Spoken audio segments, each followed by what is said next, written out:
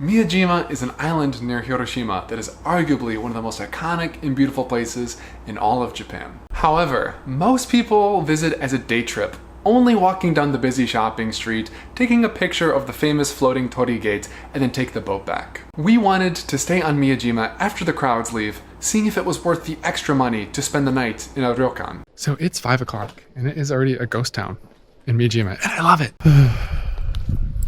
Do better, Miyajima, do better.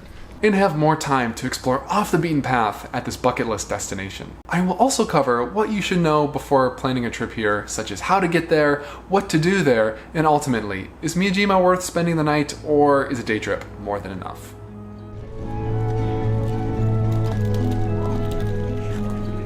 Let me take a few seconds and tell you how to get to Miyajima Island. You first want to take the train from Hiroshima Station to Miyajima-guchi Station, which is 30 minutes on the Sanyo line. Then walk to the ferry area and take the Miyajima ferry, which is about 15 minutes long and costs 200 yen one way, which is $1.23. You can pay for all of this with an IC card, and you'll be immediately greeted with great sea views, views of the island, and of course the famous Itsukushima Shrine with the floating torii gate. The ferry leaves to and from Miyajima Island every 15 minutes or so. Here's the timetable, but now we are so excited and honestly curious to see what Miyajima has to offer. The first thing we came across are the famous, dare I say infamous, local deer on Miyajima.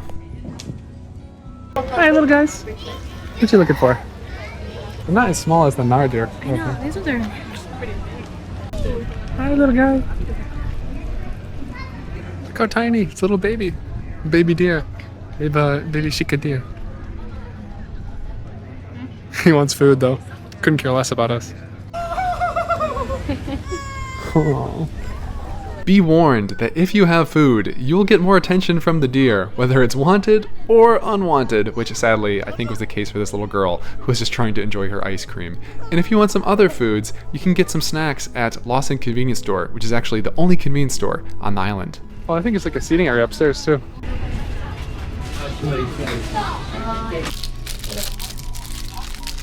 Trying the local food.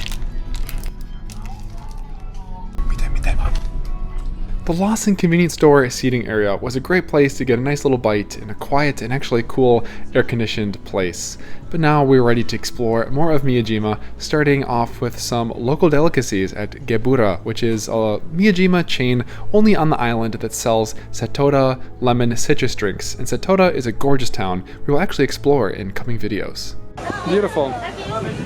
We'll see how it compares to the citrus and the Amalfi Coast though. Sweet? Yeah.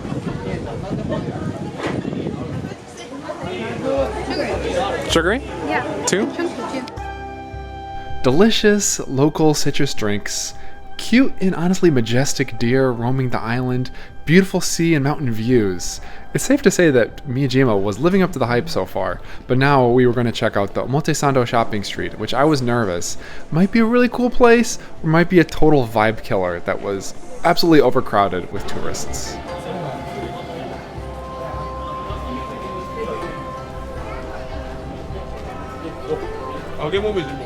Although the shopping arcade has beautiful traditional architecture and really cool souvenirs and shopping, it might be the part of Miyajima that turns you off or that you absolutely hate because it is full with tourists and maybe it's a little bit commercial, but I still enjoyed it for what it was. But now we were excited to check out what was possibly an even more busy and iconic place to visit on Miyajima.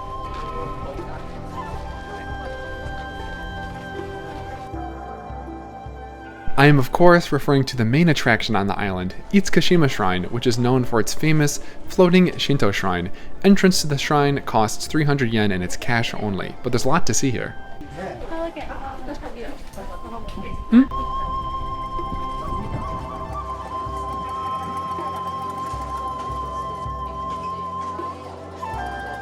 We were also able to observe and even participate in some local cultural customs, and we saw a traditional ceremony as well.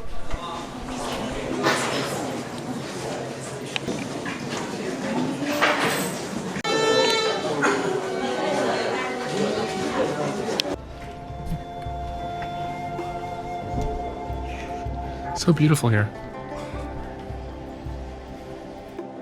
To be honest, Itsukushima Shrine was less crowded than I thought, although most of the people were congregating closer towards the famous torii gate, lining up for pictures, which, is to be expected in a famous place like this, and there were even more people right next to the shrine, because at low tide you can walk right up next to it, which I guess is pretty cool.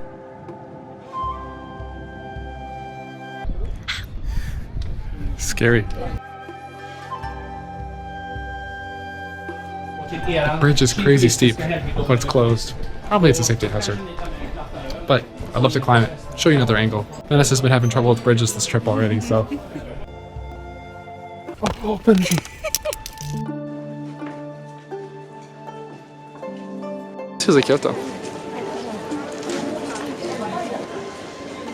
As you can see, there were quite a few crowds heading in this direction, so what we decided to do is go the opposite way and explore more of the quieter parts of Miyajima towards Omoto Park, and we were already really enjoying the beautiful quiet side streets.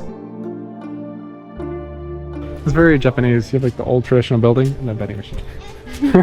That's like, I don't know if you could hear me, but that's a very Japanese image to me. The traditional buildings, the little stairs on adventure, and the vending machine, which you'll see everywhere. So, and this is such a beautiful little walking street. It feels like Kyoto or somewhere really traditional. It felt so nice to begin to escape from the crowds, go more off the beaten path, experience the beautiful traditional streets of Miyajima, and now we were excited to go even more off the beaten path to find out some more hidden gems on this pretty stunning island. This is the part of Japan that I love the most. We're here on Miyajima Island, which I've tried to show a lot so far and experience, and there's some beautiful things, some really popular things, the iconic Itsukushima Shrine, which we've shown a little bit. We'll go back to after the crowd and see how it's different. And then the Omotesando, which is like a shopping street, which is beautiful, lots of great things, but lots of people. And that's just part of tourism, domestic and international, but where I love Japan. And I feel like I've truly experienced the country and connect to it.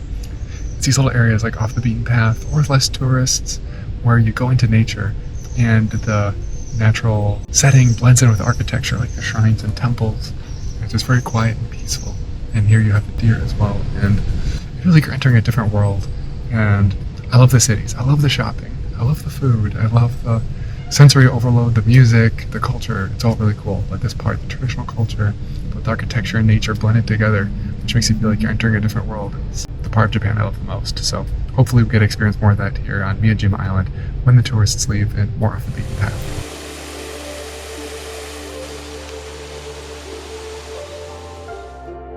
There are so many deer that you can see here on Miyajima Island. They're a little bit more quiet and docile over here. They'll be a little bit more aggressive towards the food areas of the tourists. They don't mind you at all. They're not used to it all. They're wild deer, but very used to human interaction. So don't be afraid to be around them, but probably give them some space because they probably still would like to relax and decompress. To continue our off-the-beaten-path exploration of the quiet side of Miyajima, we decided to take this 8-minute forested walk from Omoto Park back to the main area, but this time we were met with some incredible views at the Miharashi Observation and Rest Area. You can see the shrine? Oh yeah. Look at that view. From this old little viewpoint that we just discovered. Took the back way. See that beautiful view of the ocean, the mountains. The scenery in Hiroshima is really stunning. And you see the actual little town, which I think we're staying in this part right here. It's not the main town right by the ferry. Maybe like a 15-20 minute walk, and very traditional. It gives me the feeling of like Kyoto or Enoshima, Kamakura, those kinds of towns with the beautiful architecture. And here, we just discovered a really beautiful pagoda in this area nearby the park and further past Itsukushima Shrine. So really gives me Kyoto vibes. I hate to sound repetitive, but just look at it. Look how beautiful it is. It's on this little hill overlooking the city, and the view is incredible.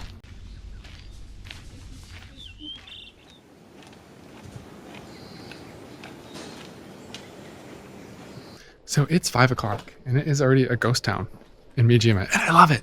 It's so nice. I don't want to talk too loud because maybe people are resting, but the streets are so quiet. It's so beautiful in the traditional area, and just look at Now it's at golden hour. The sun's starting to set, or getting in that next hour or so. And the traditional buildings are so beautiful. The sunlight's so nice. And it's so much more enjoyable to explore this way. So the great thing about Miyajima, I could tell, is you have the main attractions, but it's so easy to get off the beaten path and explore. We're walking back to the ferry terminal because we left our luggage in a storage locker, which is great. I mean, just look at that view. We're coming up these stairs, which is another separate way. Oh my god, just look at the mountains behind me opening up. This is stunning. And this beautiful little torii gate. It feels like I'm in a anime or something, which is cringy to say, but it really is how I feel. Yeah, we're already off the beaten path, away from the main Omotesando shopping street, which is cool, but come on. I'm a little tired of the crowd, so go off the beaten path here. Explore. Take the separate route. See where it leads you. Look on the map. And take the side streets, because it'll be a fun little adventure. And wear some comfy shoes. Yeah, very important.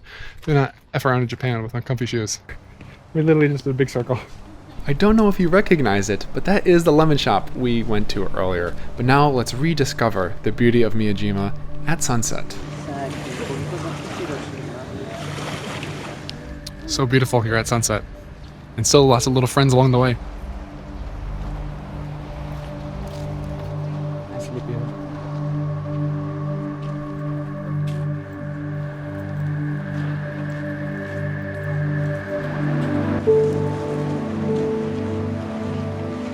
It's so crazy to be at a place you want to go for so many years, see so many videos of, and see it in person. You know?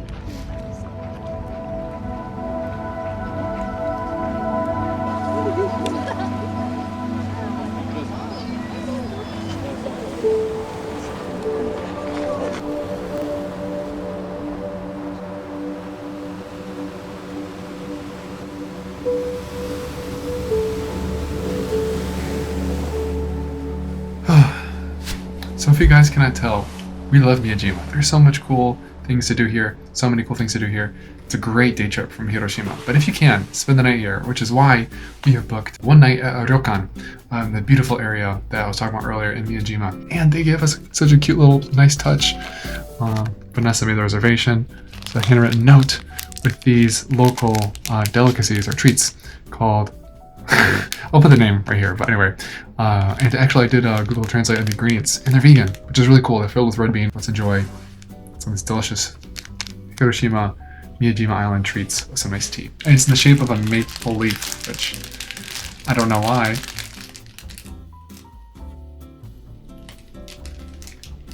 This is about how I expect. Very beany. I was gonna say. It's red bean, the inside. Ooh. Yeah, it honestly tastes like a pancake if you put like red bean in it. The texture's very similar. Yeah.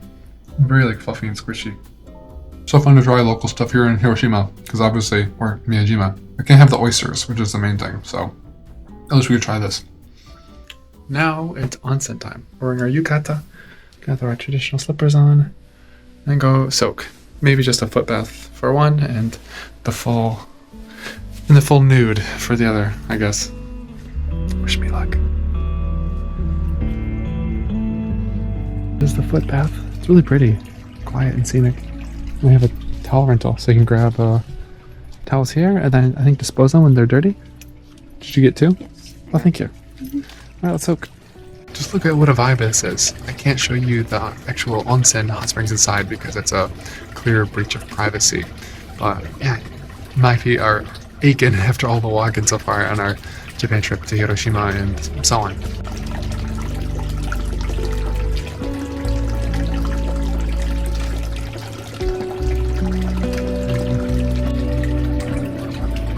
Definitely feels a lot more like a ghost town here at night here on Miyajima.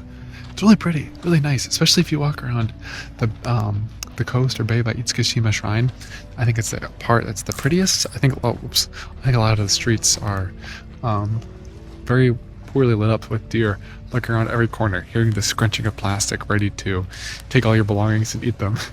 But as you can see, yeah, it's lit up. The shrine's lit up. Itsukushima Shrine is a very holy place, so it's cool to feel that holy feeling at night, away from all the crowds as well.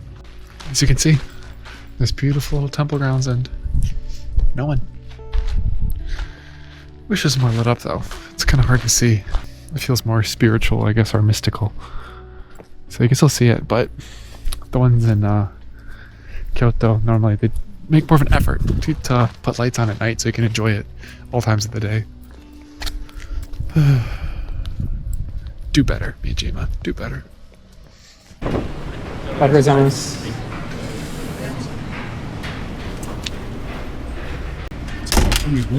So there is actually one more major attraction, and it's located quite far from the ferry terminal, about a 30-minute walk, but it was only 8 minutes from our hotel, and that is the Miyajima Ropeway, which is actually cable cars that take you from the bottom of Miyajima Island all the way up to the highest mountain, Mount Misen.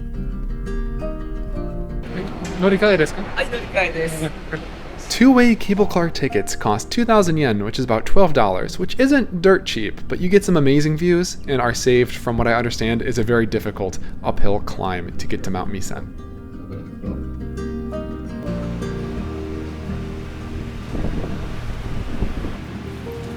It's a crazy view. You should know that from the cable car final station, you still need to hike to the Mount Misen Observatory. But right next to the station, there is actually an observatory that still has some amazing, incredible open views. So if you don't want to hike, you can just go here for some views and come back down, honestly. Wow, this is a stunning view.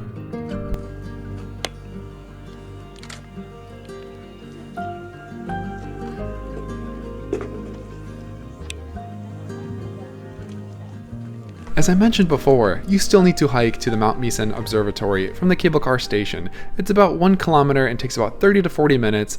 It's uphill. It's not brutally hard, but it's a little challenging. But honestly, it still is so much fun because you pass through some really pretty areas, including temples, some wooded areas, and makes for a really fun adventure. Yep. Oh, it was so close. You almost hit your head. Did I? Definitely. It's fun though.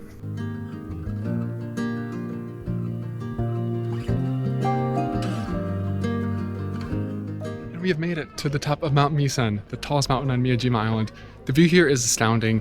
It's like a 30-minute walk, which a little bit difficult at some parts, but not too bad. But the views are astounding. The scenery is really nice. There's some nice little temples along the way with some really interesting history, such as the Rekado Temple, where the flame was lit 1,200 years ago, and it was used to actually light now the everlasting flame in the Peace Memorial Park in Hiroshima City for the atomic bomb incident. Anyway, views are stunning. The ropeway is a really fun experience too. I was worried if it was going to be completely worth it, but I think it definitely is for the views, especially on a clear day like today. There's no clouds, so don't miss it while visiting Miyajima. Make sure you fit it into your schedule.